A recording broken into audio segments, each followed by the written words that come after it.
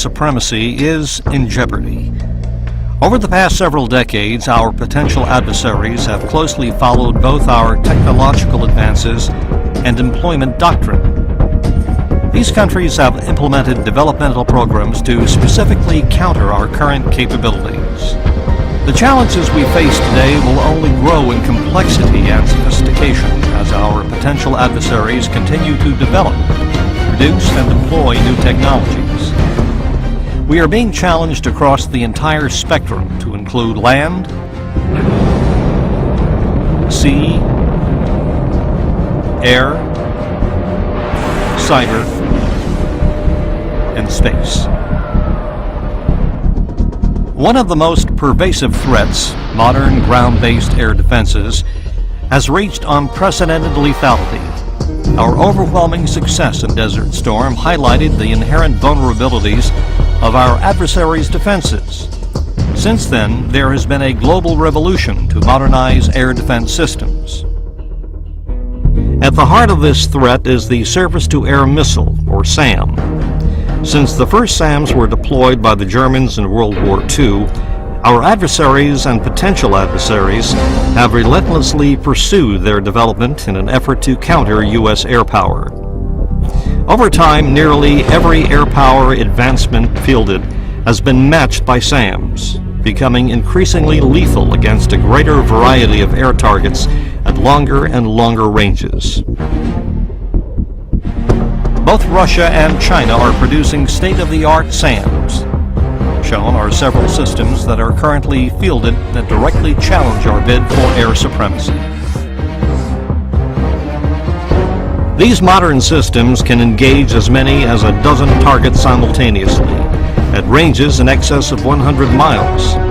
Furthermore, they are not tied to a prepared site. They are highly mobile, allowing them to relocate in minutes rather than hours or days.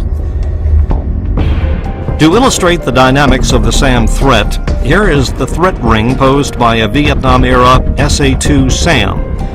It's located on the Washington Mall, with its short-range coverage. And now we add the SA-10 and the SA-20 system, the same system being sold to Algeria and Iran. You can clearly see the dramatic increases in ranges. Next we add the SA-21, which is currently deployed in Russia. And finally, Russia's developmental S-500 will be capable of engaging targets as far away as Charlotte and Buffalo. Senior Russian military officials have claimed this revolutionary aerospace defense system moves ahead of their potential enemies by 15 to 20 years. The system should be fielded by 2015. As you can see, these systems are being proliferated globally in battalion strength, and we expect this trend to continue. The proliferation of these lethal double-digit SAMs is currently one of the most significant challenges we face. Some of these systems could show up close to home. If Venezuela acquires an advanced SAM in the near future, they will be able to challenge our ability to conduct peaceful logistics and ISR missions in the region. The Taiwan Strait is an excellent example of the impact of air defense modernization. In 2000, China had only a handful of legacy SAM systems deployed opposite Taiwan, offering limited coverage and allowing freedom of movement along most of the coastline. Over the past few years, China has been steadily deploying modern SAM systems. You can see the significant change in coverage. The air defense threat is not restricted to land. The same systems are being deployed on board their ships, extending their air defense umbrella well over Taiwan. Looking at today's notional Chinese air defense umbrella on the Strait, it is redundant, extensive, and survivable, creating an environment that would be extremely difficult, if not impossible, for fourth-generation fighters to penetrate or defeat. Moving on to the air threat, the production and proliferation of advanced fighters provides capabilities equal to or surpassing our legacy fighters. There are several advanced European fighters currently being fielded. Griffin, Fail, Typhoon. that are very competitive with our legacy F-15s, and in some areas they are technologically superior. These fighters are being marketed worldwide and could be sold to a future adversary. Our potential adversaries are making equally significant strides in fielding the latest technologies. One only has to look at the trend in aircraft development over the past several decades to see where our legacy systems are being overtaken. Said another way, 20 years ago our qualitative edge was matched with the appearance of the Russian Su-27 flanker. Today our legacy fighters are being outmatched by the latest Russian and Chinese fighters. As you can clearly see, there is basically no distinct fourth-generation advantage we hold. Russia is at the forefront of advanced fighter technology development. China is also rapidly moving forward with significant aerospace developments based on improvements to existing foreign technologies. Both countries continue to push the envelope, fielding fifth-generation technologies. Both Russia and China are ready and willing to export these fighters to anyone willing to pay for them. You can clearly see the extent of the proliferation problem. It will only get worse. One can easily see how these fighters are closing the gap in terms of capabilities. Over time, their advantage will continue to overtake ours as more advanced technologies are fielded. The heart and soul of these fighters is their radar. They are modern pulse Doppler, look-down, shoot-down systems with anti-jamming features. They can simultaneously track at least 10 targets and engage 4 with advanced missiles. In the air-to-air missile arena, we have traditionally held the high ground in the beyond visual range fight with our AIM-120 AMRAAM. That has all changed. China has fielded an AMRAAM class missile of their own, designated PL-12. Russia is also fielding similar missiles. One can see the parity the Chinese have reached with the PL-12. Both China and Russia are also developing follow-on missiles with significantly increased range performance.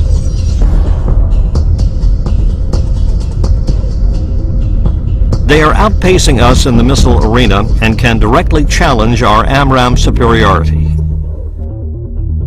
Enhancing our adversary's first-shot capability is their rapid integration of modern jammers, specifically digital radio frequency memory, or DRFM-based jammers. These jammers can capture and replicate, at high speed, our air intercept radars. It can return a false signal, leaving our fighters blind at the most critical moment of the fight. Again, both Russia and China are fielding DRFM systems that can deny any first launch capability. Bottom line, the size of the stick no longer matters. This technology has shifted the first shot advantage into the adversary's court. Some of these fighters are equipped with very advanced Russian engines that incorporate thrust vectoring technology. This technology provides significant and dynamic maneuverability and turning capability. The F-15C is no longer the world's premier air superiority fighter. No matter how you look at it, Russian and Chinese advanced flanker variants have achieved parity or surpassed many of the Eagle's technological advantages. Additionally, China is developing an advanced flanker variant, designated J-15, that will form the nucleus of a carrier air wing. This new flanker variant recently conducted its maiden flight. They will probably also adapt the highly capable F-10 fighter for carrier operations. China's first carrier could attain initial operating capability as early as 2012. Such a capability can only enhance their regional dominance. The threat doesn't stop here. Russia will soon field its latest flanker variant, the Su-35, a very advanced fighter that will clearly help bridge the gap between their current fourth-generation and future fifth-generation fighters. The Su-35 will incorporate numerous fifth-generation fighter attributes such as advanced digital flight controls, sensor fusion, high-power jammer, ultra-long-range air-to-air missiles, and supercruise engines with thrust vector control. This fighter is being heavily marketed. We expect countries like Venezuela, China, and Libya to be targeted heavily as future customers. Our potential adversaries' fifth-generation fighters are here today. Russia's fighter is designated as the PAK-FA and is in active flight testing. The PAK-FA is being designed to fulfill the air superiority and deep precision strike. It is purposely designed to outperform the F-22 and F-35 and compete on the global markets.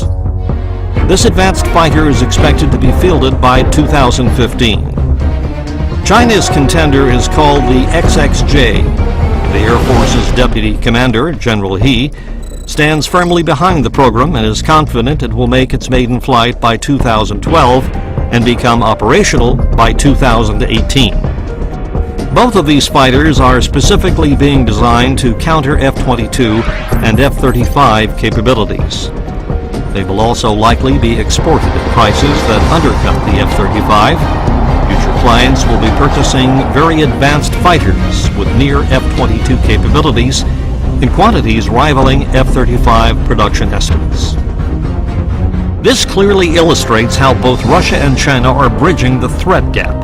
With the PAK-FA and the XXJ, you can see how their developing fighter programs are challenging our fifth-generation fighter dominance. Technology is market-driven, which rapidly accelerates its accessibility to the global market. Russia's military resurgence and prosperous China, combined with two diverse and expansive aerospace industries, are rapidly closing any existing gaps our legacy fighters retain as their fighter production and proliferation continues. As you can see, our adversaries have never failed to meet the challenges to their air power that we present them with. Looking at other threats, arguably one of the most important challenges we face is the cyber threat. Russia and China, recognizing our vulnerabilities, are maturing dedicated and highly sophisticated programs to exploit and attack our military computer networks. We are absolutely dependent on these networks to control and direct our force in peacetime and wartime. Last but certainly not least is the issue of space superiority. For the first time, the U.S. is no longer uncontested for control of space. In January 2007, China